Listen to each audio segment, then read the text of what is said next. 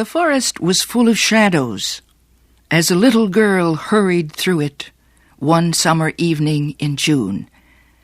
It was already 8 o'clock, and Sylvie wondered if her grandmother would be angry with her for being so late.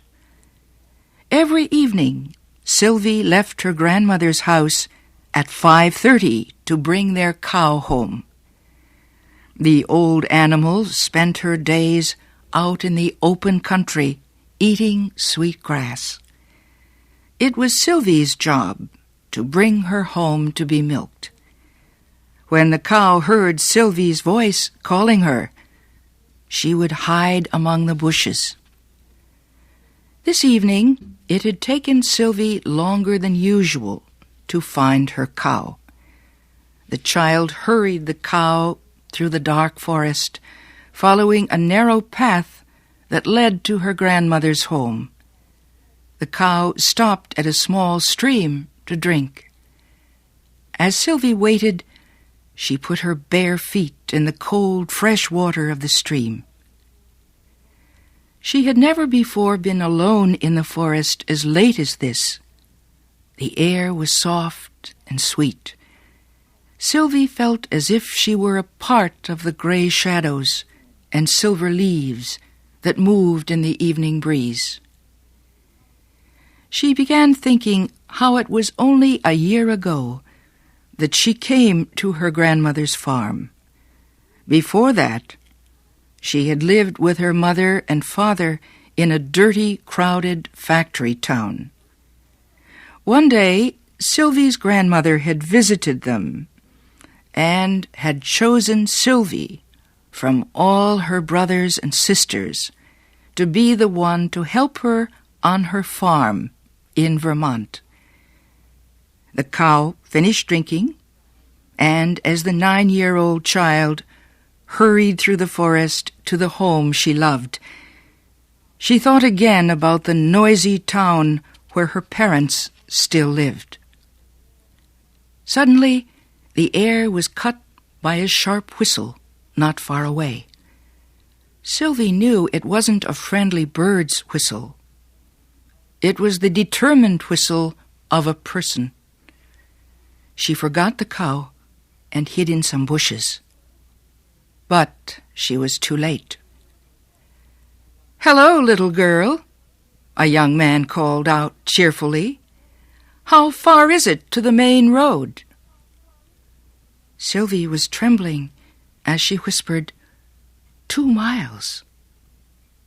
She came out of the bushes and looked up into the face of a tall young man carrying a gun. The stranger began walking with Sylvie as she followed her cow through the forest. "I've been hunting for birds," he explained, "but I've lost my way. Do you think I can spend the night at your house?" Sylvie didn't answer. She was glad they were almost home. She could see her grandmother standing near the door of the farmhouse. When they reached her, the stranger put down his gun and explained his problem to Sylvie's smiling grandmother. "Of course you can stay with us," she said. "We don't have much, but you're welcome to share what we have.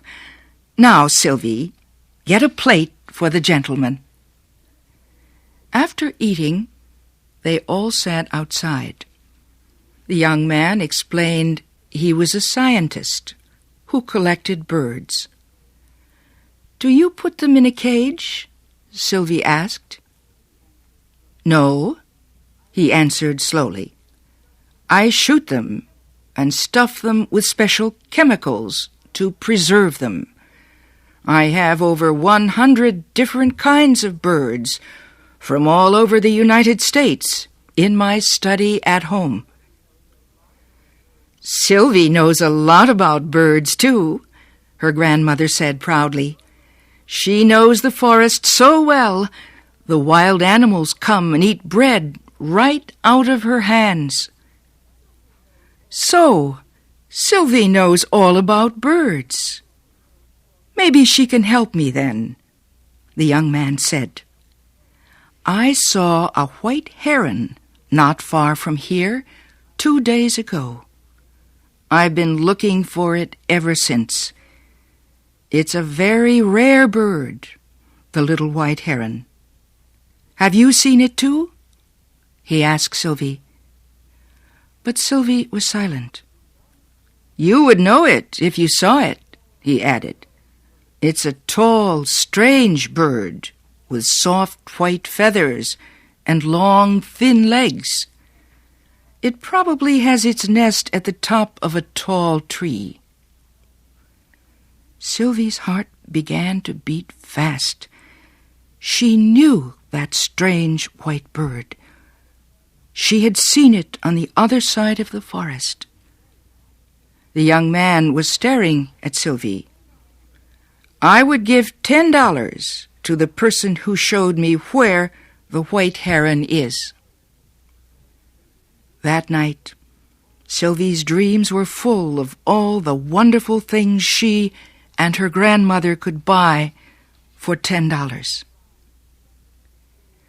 Sylvie spent the next day in the forest with the young man. He told her a lot about the birds they saw. Sylvie would have had a much better time if the young man had left his gun at home. She could not understand why he killed the birds he seemed to like so much. She felt her heart tremble every time he shot an unsuspecting bird as it was singing in the trees. But Sylvie watched the young man with eyes full of admiration. She had never seen anyone so handsome and charming.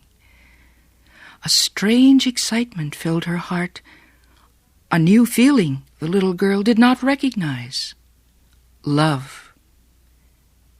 At last evening came. They drove the cow home together. Long after the moon came out and the young man had fallen asleep, Sylvie was still awake. She had a plan that would get the $10 for her grandmother and make the young man happy. When it was almost time for the sun to rise, she quietly left her house and hurried through the forest. She finally reached a huge pine tree, so tall it could be seen for many miles around. Her plan was to climb to the top of the pine tree. She could see the whole forest from there. She was sure she would be able to see where the white heron had hidden its nest. Sylvie's bare feet and tiny fingers grabbed the tree's rough trunk. Sharp, dry branches scratched at her like cat's claws. The pine tree's sticky sap made her fingers feel stiff and clumsy as she climbed higher and higher. The pine tree seemed to grow taller the higher that Sylvie climbed. The sky began to brighten in the east. Sylvie's face was like a pale star when at last she reached the tree's highest branch. The golden sun's rays hit the green forest. 2 hawks flew together in slow-moving circles far below Sylvie. Sylvie felt as if she could go flying among the clouds too. To the west, she could see other farms and forests. Suddenly, Sylvie's dark gray eyes caught a flash of white that grew larger and larger. A bird with broad white wings and a long, slender neck flew past Sylvie and landed on a pine branch below her. The white heron smoothed its feathers and called to its mate, sitting on their nest in a nearby tree. Then it lifted its wings and flew away. Sylvie gave a long sigh. She knew the wild bird's secret now. Slowly, she began her dangerous trip down the ancient pine tree. She did not dare to look down and tried to forget that her fingers hurt and her feet were bleeding. All she wanted to think about was what the stranger would say to her when she told him where to find the heron's nest. As Sylvie climbed slowly down the pine tree, the stranger was waking up back at the farm. He was smiling because he was sure from the way the shy little girl had looked at him that she had seen the white heron. About an hour later, Sylvie appeared. Both her grandmother and the young man stood up as she came into the kitchen. The splendid moment to speak about her secret had come. But Sylvie was silent. Her grandmother was angry with her. Where had she been? The young man's kind eyes looked deeply into Sylvie's own dark gray ones. He could give Sylvie and her grandmother $10. He had promised to do this, and they needed the money. Besides, Sylvie wanted to make him happy. But Sylvie was silent. She remembered how the white heron came flying through the golden air, and how they watched the sun rise together from the top of the world. Sylvie could not speak. She could not tell the heron's secret and give its life away. The young man went away disappointed later that day. Sylvie was sad. She wanted to be his friend. He never returned.